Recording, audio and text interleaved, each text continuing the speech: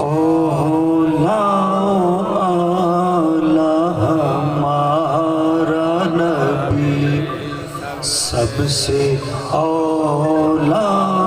اعلی ہمارا نبی، سب سے اعلی اعلی ہمارا نبی، سب سے اولا اعلی ہمارا نبی۔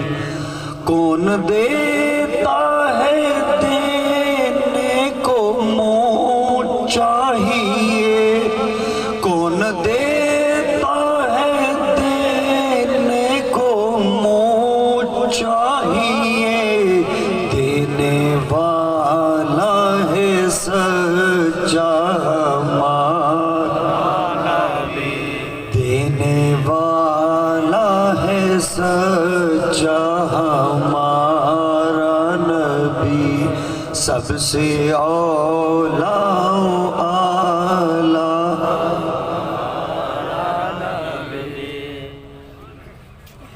قابل احترام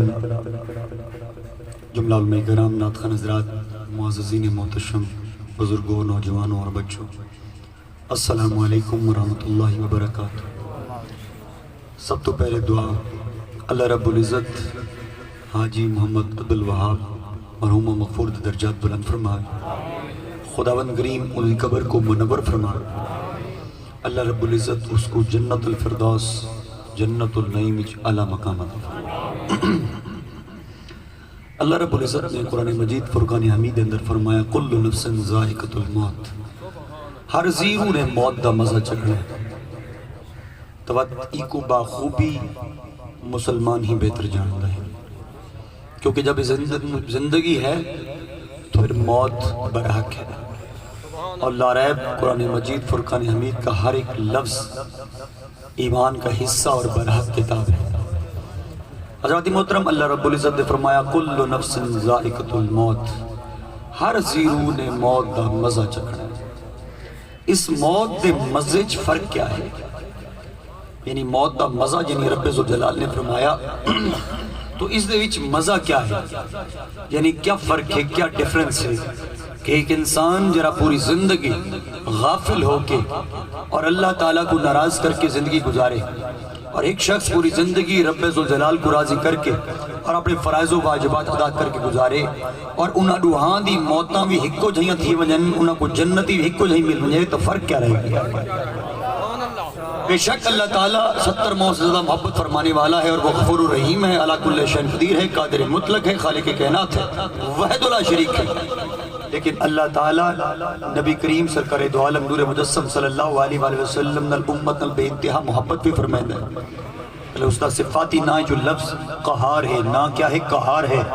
میں غصے والا ہوں، کس چیز پر؟ انصاف کے ترازو کے اوپر، جس دن سزا والوں کو سزا دینی ہوگی اور جزا والوں کو جزا دینی ہوگی۔ بے شک وہ غفور الرحیم ذات ہے، لیکن اس چیز پر غبی غافل مت رہنا کہ اللہ تعالیٰ غفور الرحیم ذات بھی ہے، لیکن وہ غصے والی ذات بھی ہے۔ حضرات محترم، اللہ تعالیٰ نے اس بار قرآن مجید فرقان حمید نے فرمایا فما بکت علیہم السماء والارض، کہ جب کوئی برگزیدہ ہستی اس جہاں سے جاتی ہے تو زمین بھی رونے لگتی ہے اور آسمان بھی رونے لگتی ہے۔ یعنی فرق کیا ہو گیا کہ ایک بندہ بستر مرد ہوتے پہ اور فوت تھی دیتا، اللہ کا قرآن آتا ہے کہ زمین بھی روندی پئی ہے کہ آسمان بھی روندی۔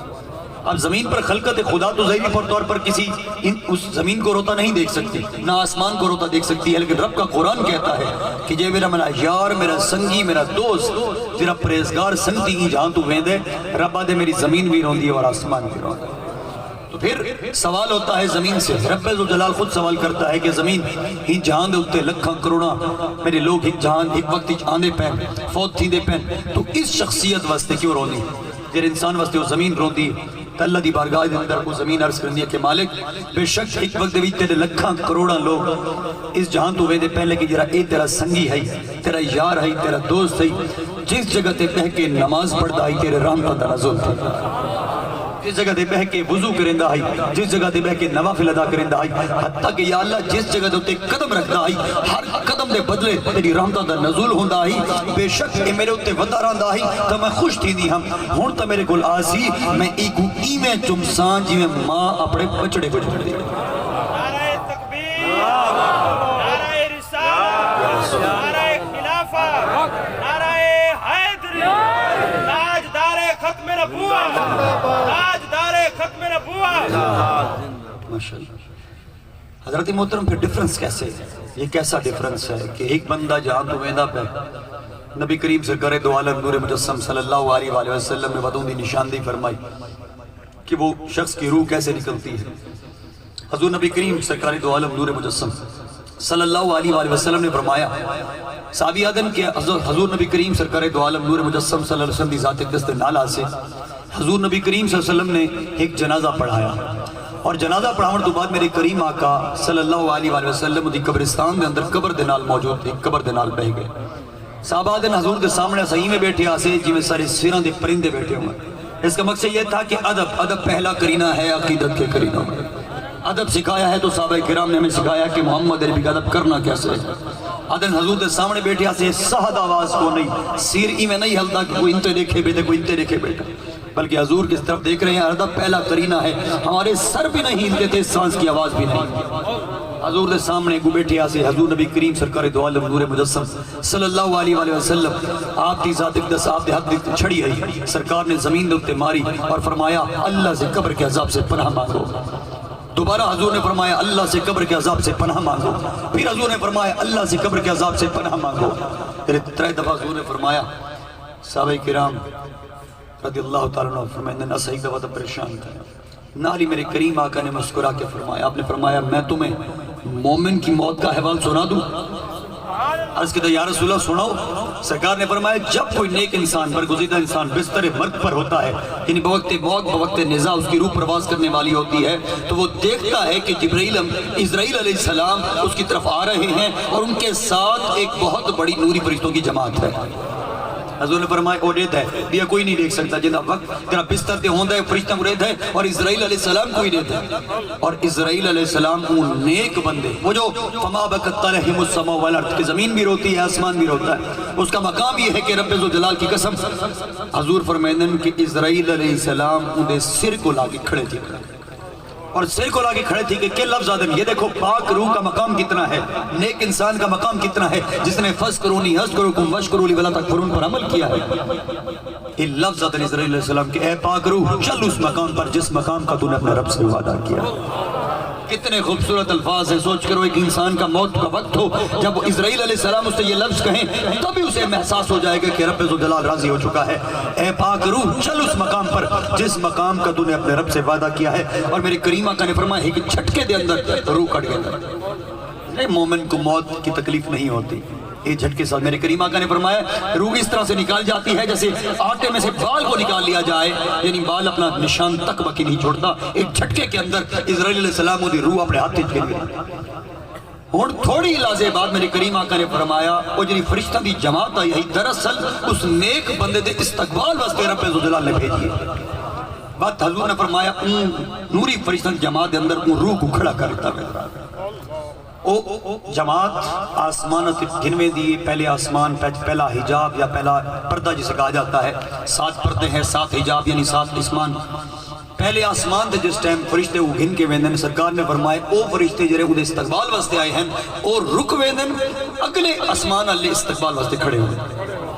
یعنی زمین دو تیرے دیں D C O D P O minister ایک ضلع سے دوسرے ضلع میں آگے پولیس رک جاتی ہے، اگر پولیس یہ دائمی نہیں ہے، یہ عارضی ہے، لیکن رب ذوالجلال کے مقام پر جو اللہ تعالیٰ تمہیں عطا فرمائے گا وہ دائمی ہے، اور پروٹوکول دیکھو کوئی انسان نہیں بلکہ اللہ کے فرشتے اور مخلوق دے رہی ہے،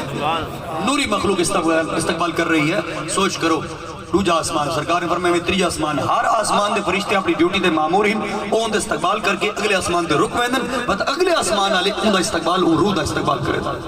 حضور نے فرمایا 7ویں آسمان دے اتنے پہنچ دن اور 7ویں آسمان دے اتنے حضور نے فرمایا 2 چیزاں لکھیں میں جانیاں، ایک علیین دا مقام ہے اور ایک سجین دا مقام ہے۔ علیین دا مقام جنتیاں دا ہے سنہری حروفاں دے نال، اور جڑا سجین ہے وہ جہنمیاں دا ہے کالے حروف دے نال۔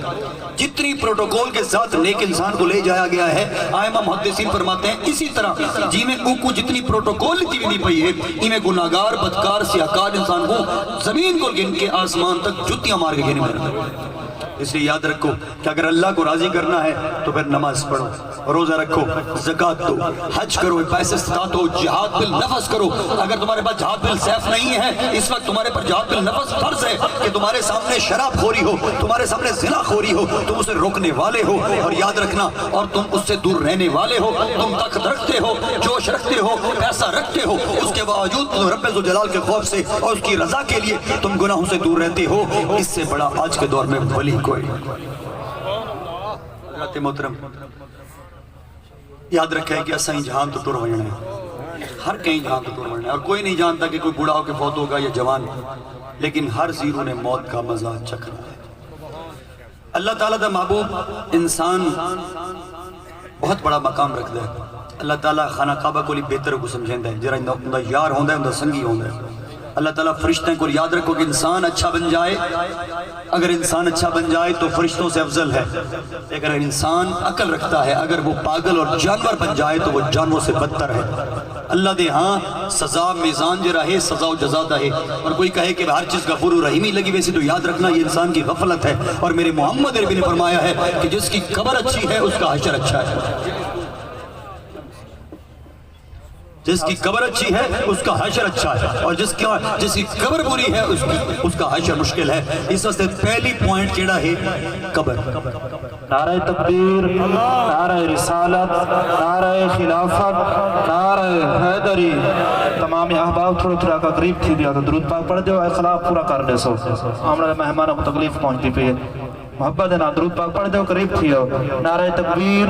نعرہ رسالت، نعرہ خلافت، نعرہ حیدری، تاجدار ختم نبوت، تاجدار ختم نبوت، آستانہ عالیہ دربار پیر سواق شریف۔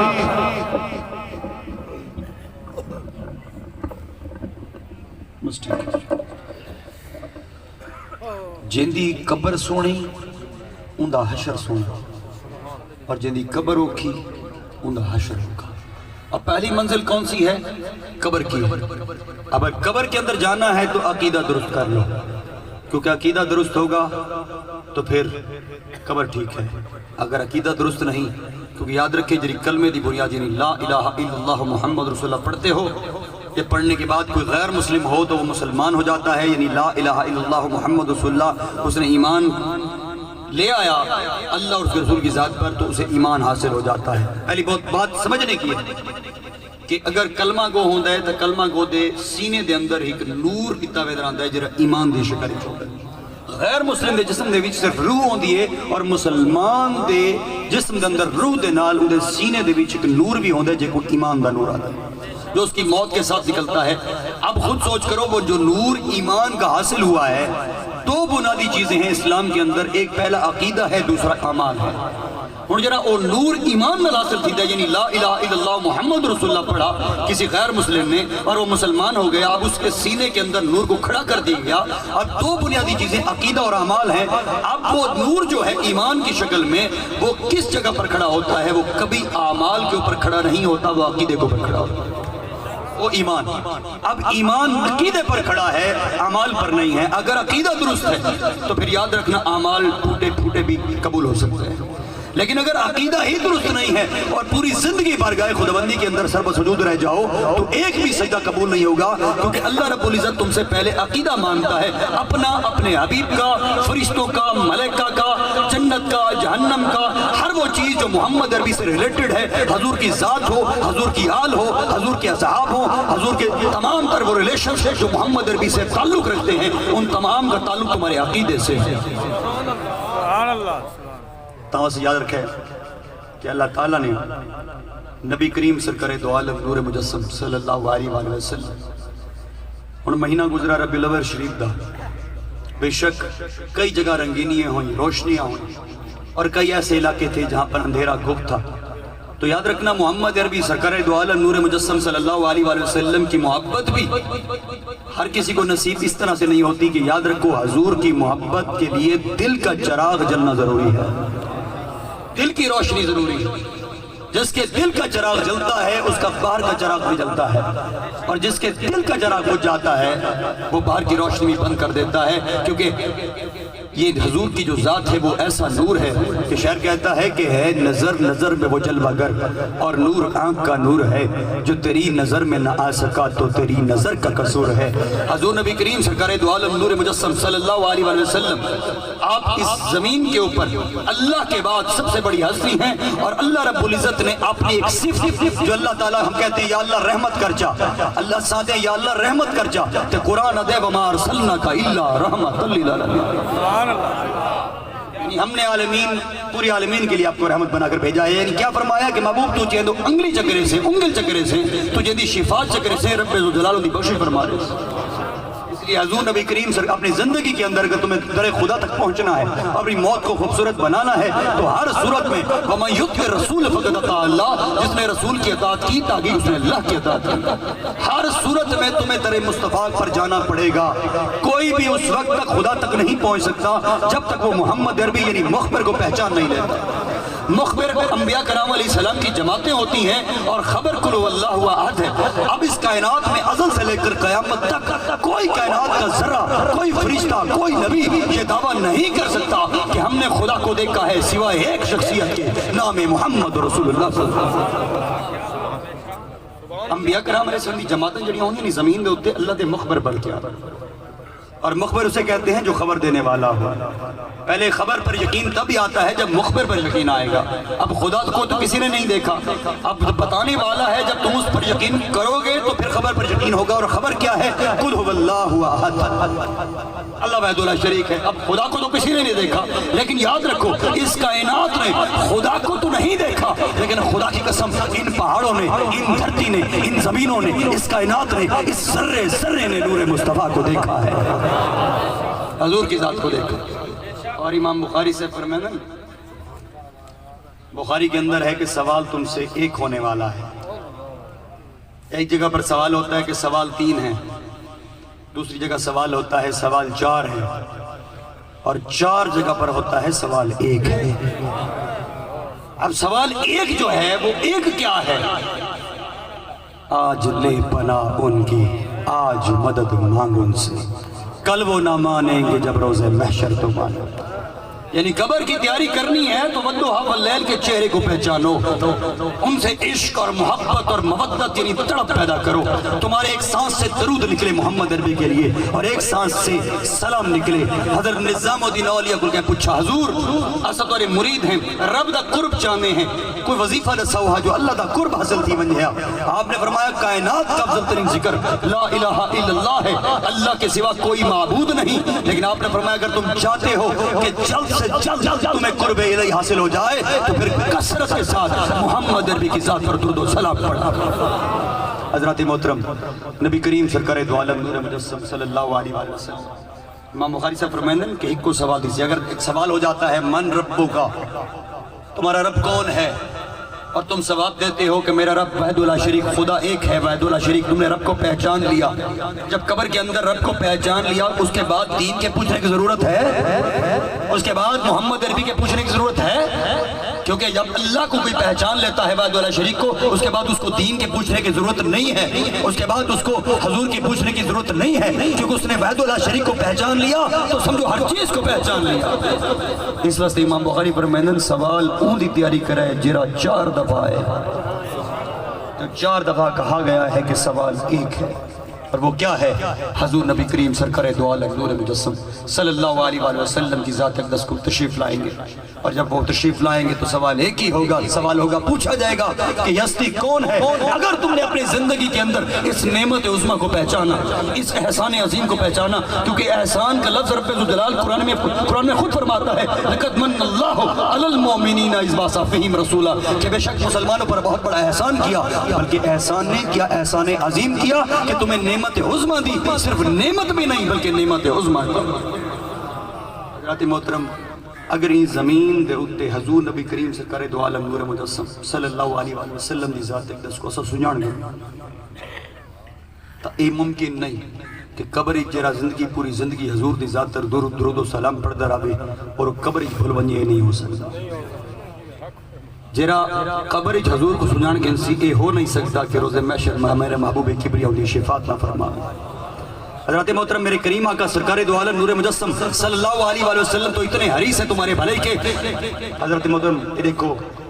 لقد جاکم رسول من انفسکم عزیز علیہ ما عنتم حریص علیکم بالمومنین رؤوف رحیم اللہ فرمائے ہے میرا سونا محبوب اتنا یعنی رحمت والا ہے کہ وہ تمہاری بھلائی داری سے باقی کی شداری سے ہمیں تمہیں زندگی کے اندر دنیا کی لالچ ہو سکتی ہے حرص ہو سکتا ہے ہم زندگی میں جتنے دیندار بن جائیں ہزار محبتوں کا دعویٰ کر لیں رسول کریم سے لیکن یاد رکھنا پھر بھی ہم دنیا کے حریص ہیں لیکن قرآن کہتا ہے کہ میرا حبیب تمہاری بھلائی کا حریص ایسا کیڑی وفا کی تھی حضرت محترم حضور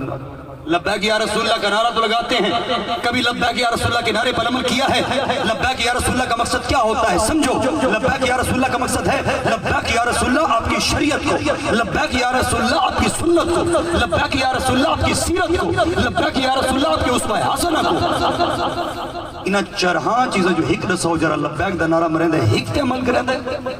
نہ وہ شریعت پر لبیک کر سکتا ہے وہ نہ سنت پر لبیک کر سکتا ہے نہ وہ سیرت پر لبیک کر سکتا ہے نہ وہ حضور کے تمام تر زندگی کے اسوہ حسنہ پر عمل کر سکتا ہے تو لبیک یاد رکھو محمد عربی یعنی حاضر ہوں یا رسول اللہ حاضری بھی اس کی کاؤنٹ ہوگی